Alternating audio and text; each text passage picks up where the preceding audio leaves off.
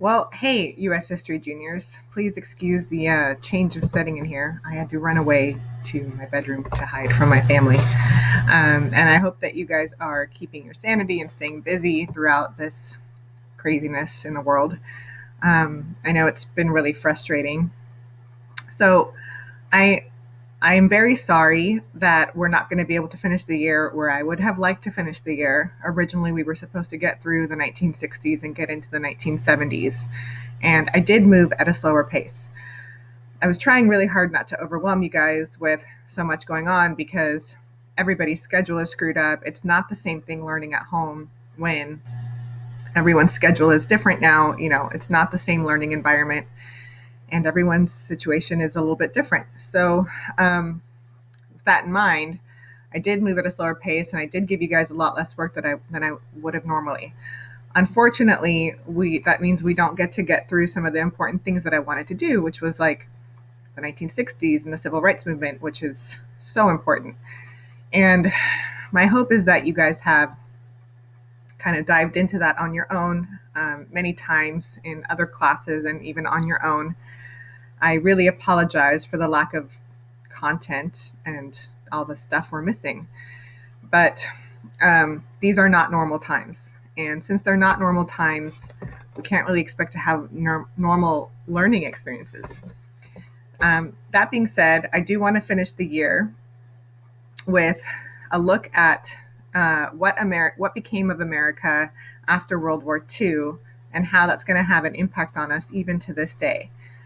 A lot of it can sort of ring a bell, there's a lot going on today with paranoia and hysteria and political division and warfare and fear and propaganda and warmongering. And a lot of that sounds like something that America has been through before. So that's what we're going to be looking at today. I'm going to talk today about the origins of the Cold War. And then afterwards, I'm going to have you guys do an assignment in which you're going to look at the era of McCarthyism and the Second Red Scare. Then I'm going to have you guys watch a TV show, which is really cool. Maybe some of you have heard of The Twilight Show before, or The Twilight Zone, excuse me. And it's a show that was really popular in the 1950s and 60s. And then it was remade in the 1990s, and then it's being remade now by Jordan Peele. And he's the guy who did Get Out and a bunch of other comedy shows. So there's an episode that is very much about McCarthyism, and I'm going to have you guys watch that, either the original or the 90s remake version, and answer some questions about fear and paranoia and propaganda. So that being said, I have a whole bunch of sources here in my Cold War unit, and you guys might actually really find some of these really helpful. Here's the video, the 90s remake video that we're going to be watching. And I'm going to try to get through as much of this as I can this week. I know that there's a lot more going on with other things, and you guys can expect a final project, but it's supposed to be fun. I'm not going to give you guys a test for a final. So let's get on with it. Let's talk about the early Cold War, and this will help us understand how America got to be the way it is today. Okay. So in the early Cold War years, this is really going to take place right after, or actually even during World War II, before the war even officially ended. So when World War II is over, America is officially a superpower. I mean, we have a nuclear weapon, we won the war, America looks pretty good, the Depression's over, everything seems to be going great. Even before the war was over, Franklin D. Roosevelt, while he was still alive, called a major international conference in New Hampshire, in which something called the World Bank was created. The World Bank is just that. It's a bank for the world, and it gives loans out to countries that are badly in need of rebuilding, especially after the war. It still exists today. But one of the things that the World Bank did was that it actually set the US dollar as the world's official reserve currency. So if you guys have ever traveled to another country and wondered why is it that the US dollar seems to be the one that all the other countries exchange their currency against, this is why. The United States at the time had its dollar set by the gold standard. The value of the dollar was based on gold. We no longer use the gold standard today. However, it's still, the United States is still the world's reserve currency. It's basically the barometer by which all other countries, measure the value of their own currency against. Another thing that happens at the end of World War II is that the UN, or United Nations, is established. So it's established in New York City, even though originally it was chartered in April 1945 in San Francisco. This is a picture of the UN headquarters in New York City today. It's a place tourists can visit as well. And the UN is made up of two bodies: the General Assembly, which has every member nation in it, and they all get to cast a vote on whatever it is they're voting on. But the big organization, or like the more powerful one, is called the Security Council. And this one is only made up of 5 countries, and it remains this way today. The Security Council gets to make the most important decisions, gets to basically decide what the UN is going to intervene in or not intervene in. And it is made up of these 5 countries: the United States, the Soviet Union at the time, well, now it's Russia. So the United States, Russia, Britain, France, and China. And this is the way it was set up in 1945, and it hasn't changed since. You guys might wonder, what do all 5 of those countries have in common? Well, those were the 5 countries that won World War II. They are the Allies: United States, Britain, France, China, and yes, even the Soviet Union, although now it's officially recognized as Russia. It might be kind of problematic though, right? Because the Soviet Union and China were communist countries, while Britain, France, and the United States were democratic countries. So you can see how sometimes these 5 countries might not see eye to eye. The whole point of the UN, though, is to try to keep peace and diplomacy and try to avoid major large-scale world wars from happening again. Now, is it fair to say that the UN has been successful in that? Because we haven't had a World War III ever since? Sure, yeah. Although it is pretty ironic considering that the UN's job is to keep peace and diplomacy during a time in which we have more destructive weapons available to us than ever before in human history. Perhaps it's a good thing that the UN exists. Some people question the effectiveness of the UN. And that's because the UN, they do have military force, but they can only use it defensively or to bring aid to people who need it. The UN's job is not to declare war or invade any countries. Now let's go back to the origins of the Cold War. So it really begins at the Yalta Conference in February of 1945. February 45 was before the war even ended. Germany had not even yet been officially defeated, and Roosevelt was still alive.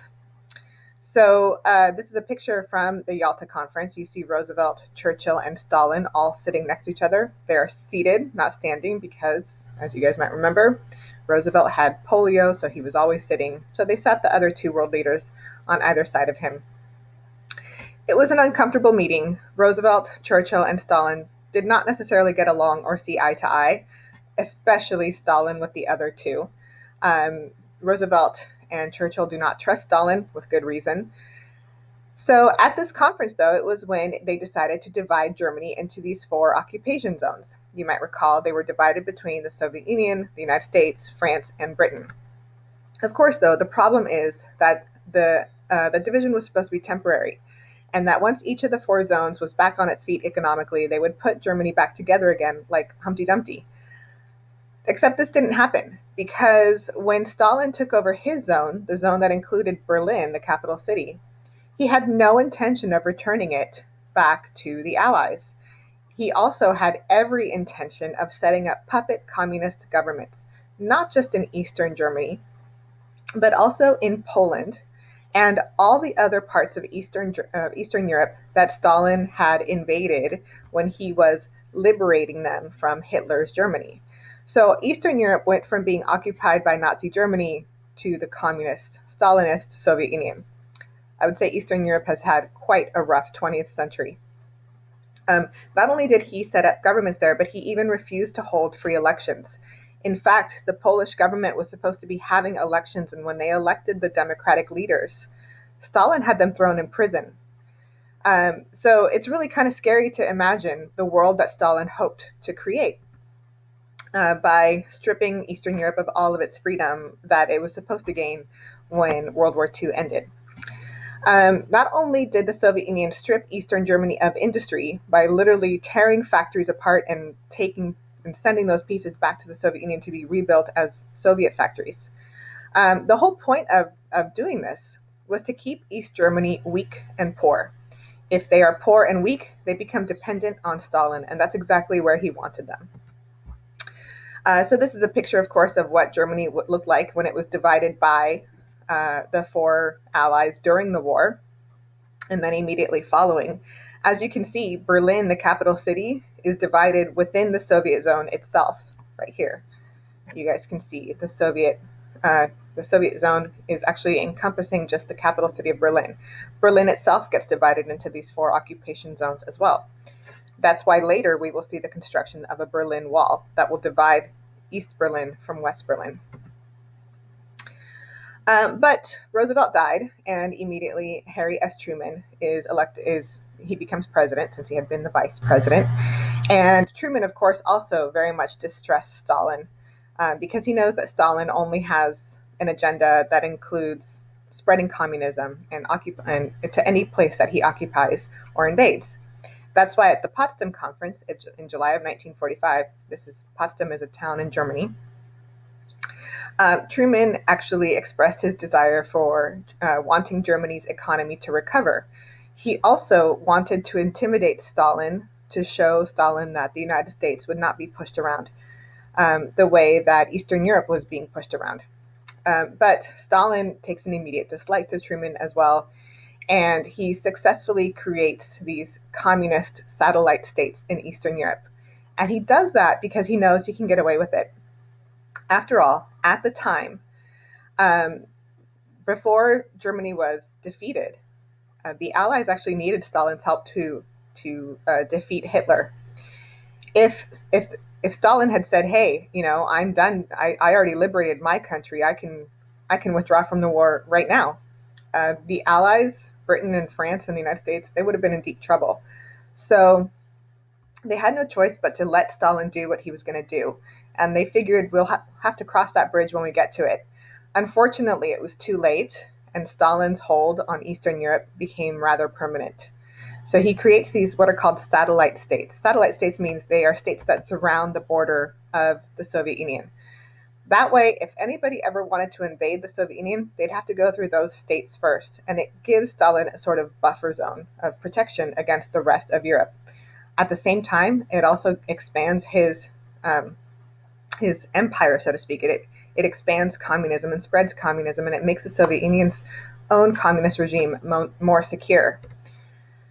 When this happened, Winston Churchill gave a speech, and he says that definitively an iron curtain has divided the world. This iron curtain would divide the communist East and the democratic West, and he was very right about that. And that Iron Curtain, the symbol for the Iron Curtain, became the division of Germany itself. You can literally see where the world is now divided between East and West. And later in the 1960s, when the Berlin Wall is built, as you guys can see, Berlin is this little democratic enclave surrounded by a communist force. When Berlin is divided, that Iron Curtain is way more than symbolic. It's real. So, America doesn't quite know what to do with this, right? Like, we can't go to war against the Soviet Union. The Soviet Union is incredibly powerful at this point. And we've just been through this exhausting war. Nobody wants war again. So the United States has diplomats in the Soviet Union, and they aren't quite sure how to deal with the Soviet Union at this point. It's a very uneasy relationship. So there's this American diplomat living in Moscow at the time. His name is George Kennan. And the President of the United States had asked him for information about what exactly the Soviet Union's plans were now that Germany had been defeated and America had shown the use of the nuclear bomb, and all these developments had taken place. And so George Kennan sends a message back to DC in the form of a telegram. There was no email back then. And it was thousands of words long. It was I think the president was expecting like sort of a short explanation, just kind of like get to the point. But Kennan's explanation was a lot more complicated. And he basically says the following in the long telegram. First of all, the Soviet Union's worldview that it has to expand communism comes from this idea, this like sort of Russian sense of insecurity and a fear of the West. Uh, the Soviet Union and Russia, when it had still been Russia before that, really had had this uneasy relationship with the rest of the Western world, with the rest of Western Europe, had always been seen as sort of outside or other, and as a result, Russians had become accustomed to these sort of strongman leaders. They'd had czars, then they had dictatorships, and these massive regimes. They really had no experience whatsoever with democracy. They only had experience with tyranny, dictatorship, and revolution. So they have this sort of fear of what they imagine the Western world to be. Also, the Soviet Union is technically speaking a communist regime, although they weren't really communist. I mean, Karl Marx would not have identified them as communists, but that's another lecture. However, because they identify as communist technically, they feel that they are in a historic struggle against capitalism, that they have to win. And capitalism is basically, defined and symbolized by the United States. So, according to George Kennan, he says, look, the best way to deal with the Soviet Union is not to go to war with them, because we could really hurt ourselves doing that. But the best way to deal with the Soviet Union is to contain communism. That means stop it from spreading. And so to do that, we're going to need some money. Harry Truman takes this advice to heart, and he says that America's number one priority now will be to always work to defend democracy and capitalism. Okay, basically the American way of life, democracy and capitalism. And we're going to work against communist forces wherever we may be needed. So this is going to take us to a whole lot of conflicts. We're going to get ourselves involved in Cuba, Vietnam, Korea, China, Afghanistan, Latin America, you name it. America is now going to get involved anywhere it sees communism sort of rear its ugly head. But we're going to need money to do this. Good thing the Depression is over, because we really need all this money now. And this plan is called the Marshall Plan, named after the congressman that created it. Basically, the United States is going to send money and aid to any nation that needs to rebuild their economy after World War II, including the USSR, although the USSR never wanted to take our money. So they reject the plan. But why do we do this? Well, think about it. Communism really breeds faster in countries that are poor, because communism promises to get rid of poverty. It promises to get rid of inequality. Allegedly, in a true communist state, everyone is equal, although that has never actually happened. That's another story. But essentially, real communism has never actually existed. That being said, it always ends in a dictatorship. However, it is an attack on capitalism, if you want to call it that. And since communism breeds faster in poor countries, it makes sense to give money to those countries to try to stabilize their economies so that they will not be lured or seduced by communism. They will actually find capitalism as a much more effective way to run their economy, so long as they can get back on their feet. So billions and billions of dollars were pumped into Europe, especially France, Britain, and West Germany. Like I said, we offered the money to the Soviet Union, and they would have none of it. It worked. So Britain, France, Japan, West Germany became, it was called the economic miracle. So who paid for it? The American taxpayers. Your grandparents and great-grandparents' taxes paid for it. In fact, I think we're still paying for it. So here, this little cartoon with like a big oaf called Europe, trying to learn how to ride a bicycle towards self-support. And the bicycle is supposed to symbolize the Marshall Plan, of course, as the American taxpayer encourages economic growth and self-support. Well, despite the fact that it cost billions and billions of dollars, it paid off. We did manage to stop the spread of communism in Western Europe. Eastern Europe, not so much. So other ways that we did contain communism was through the Berlin airlift. So Stalin gets really angry about the Marshall Plan, and he decides to shut off all access to the city of East Berlin, which he controls. The United States wants to show the people of East Berlin that, Stalin's way is not cool at all. It's the American way is the best way. So since we couldn't get in through the roads, through train or by truck, the United States, for a whole year after the war, decides to drop food and fuel packages all over East Berlin by airplane, since Stalin had closed all access to East Berlin. We even dropped toys and candy for the children. This was, of course, done to let children of East Berlin know that, hey, the Americans are the good guys, right? The Americans are giving you toys and candy and money and food and fuel. The Soviets aren't doing that, right? And it worked as well. Americans were seen as the good guys in this campaign to try to undermine Stalin's regime. This is an actual photograph taken. So imagine like living in East Berlin at the time, and your mom says to you, "Hey, we're out of bread. Go out there and wait in the field for packages of bread to fall." So that's what you would do for a whole year, and this worked, and it really angered Stalin. Another way that we could look at containing communism was by creating an alliance, and this alliance is called NATO, the North Atlantic Treaty Organization, and it still exists today. It was a military alliance between the United States, Canada, and Western European states, like Britain, France, West Germany, Portugal, not Spain, Ireland, Italy, Austria. And so this alliance between the United States, Canada, and Western Europe was meant to basically be a defensive alliance against communist aggression. At the time, it only had 12 countries in it. Today, NATO is alive and well and has over 30 member nations, including nations that used to once be part of the Soviet Union's bloc of countries. Speaking of which, the Soviet Union got really angry about the existence of NATO, and they responded by forming their own alliance in 1955 called the Warsaw Pact. However, the Warsaw Pact was actually more of a forced way of coercing Eastern European countries to do the bidding of the Soviet Union. The countries that joined the Warsaw Pact really had no choice.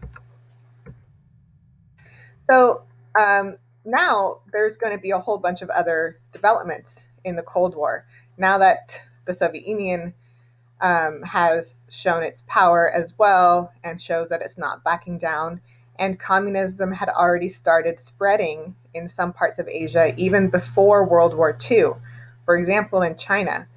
China's communist revolution started as early as the 1920s, but it got put on hold when they get invaded by Japan in World War II. Now that World War II is over and Japan is defeated, the communist revolution picks up steam again. And the United States did get involved and tried to give money to the opposing forces, the Chinese Nationalist Party.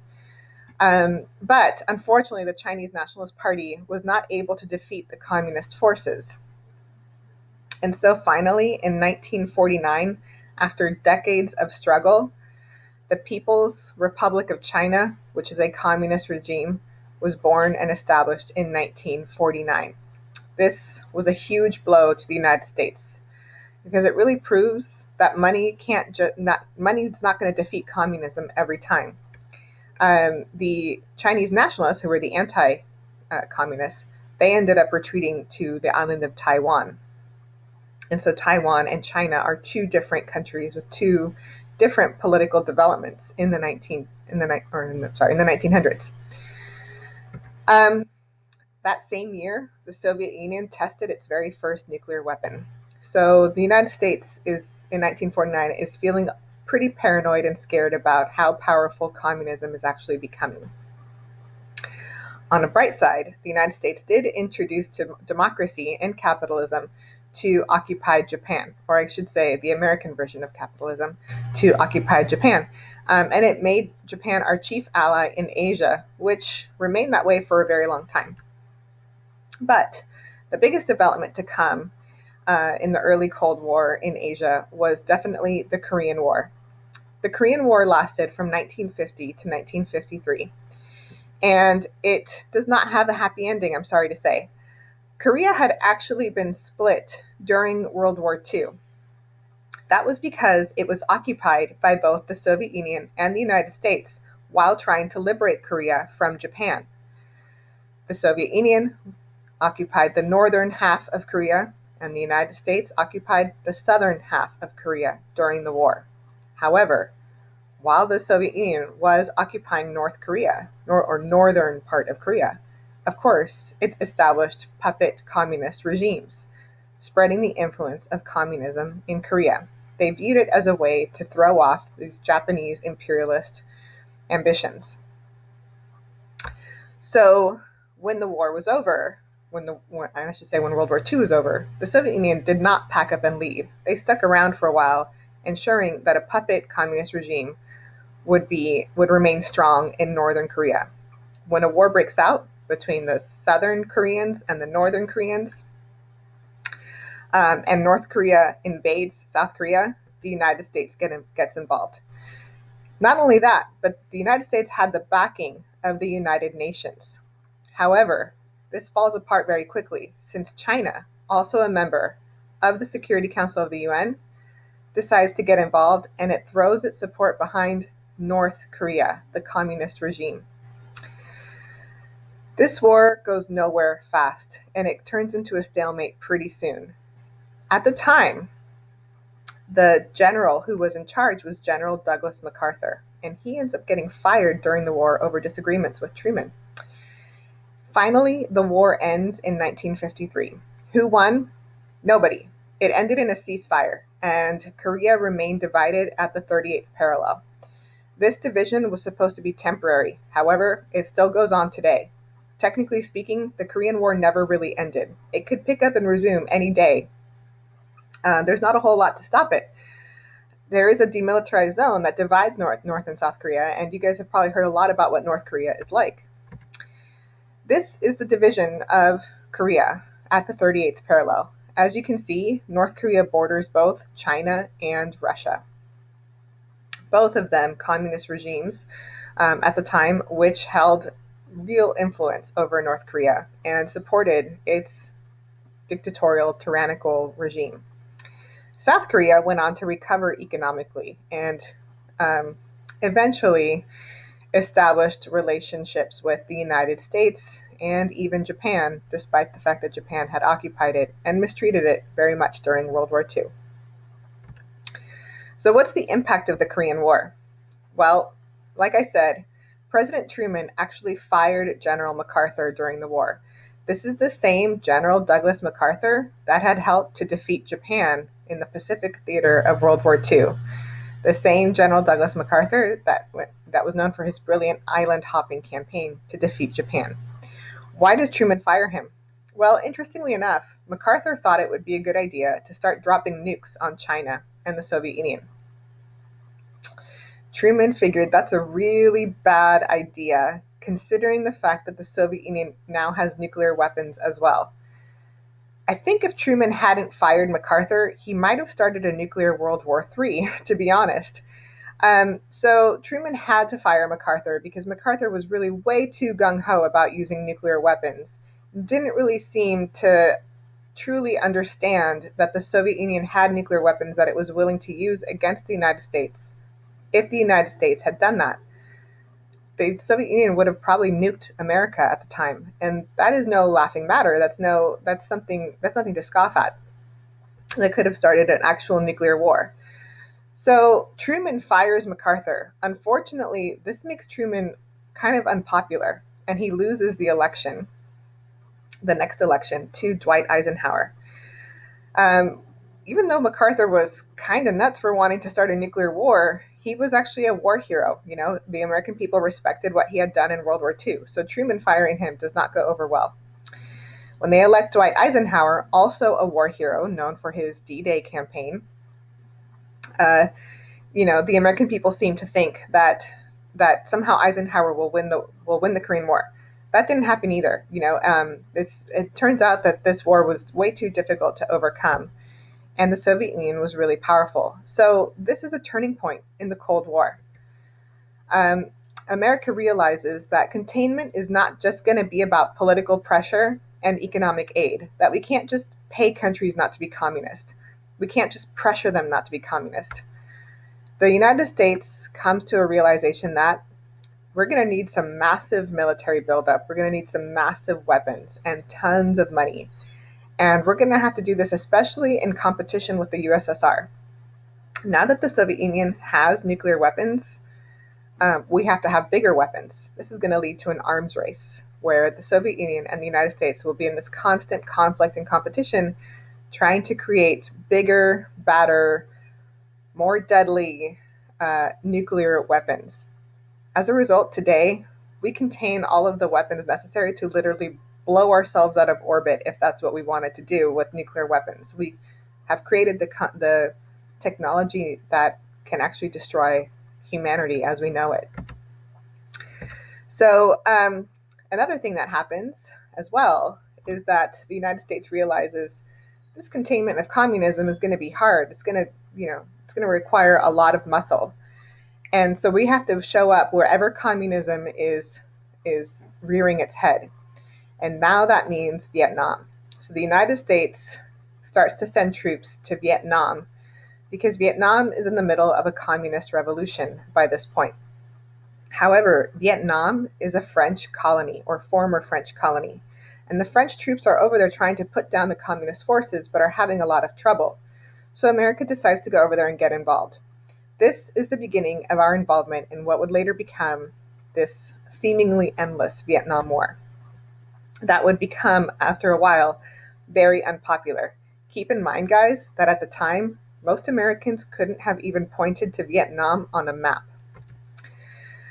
Another thing that's going to take place is the fear of communism spreading is going to lead to this new Red Scare and this new era of foreign policy in America where the communists are going to be the boogeyman. Kind of like how we view terrorists today and extremists today, extremist terrorists today after 9/11. Well, back then, the Reds or the communists were like the sort of monster that had to be defeated. Although it was really kind of difficult considering the influence and impact that communism had on the world. So this is going to lead to a new sort of era of paranoia, fear, propaganda in the United States that some people will say, well, on one way, make us very powerful by helping us to build up our weapons and our military, and on the other hand, will weaken us by dividing us and draining our resources. So your assignment is for today, go into Google Classroom and complete your Chapter 13, Section 3 reading guide, which is posted on Google Classroom. This reading guide covers the era of the Red Scare and McCarthyism, in which you're going to learn about the sort of witch hunt or witch hysteria that took place during the 1950s. Later, I will be posting another assignment for you to do along the same lines. It's an episode of The Twilight Zone called The Monsters Are Due on Maple Street. If you have Hulu, it's Season 1, Episode 22.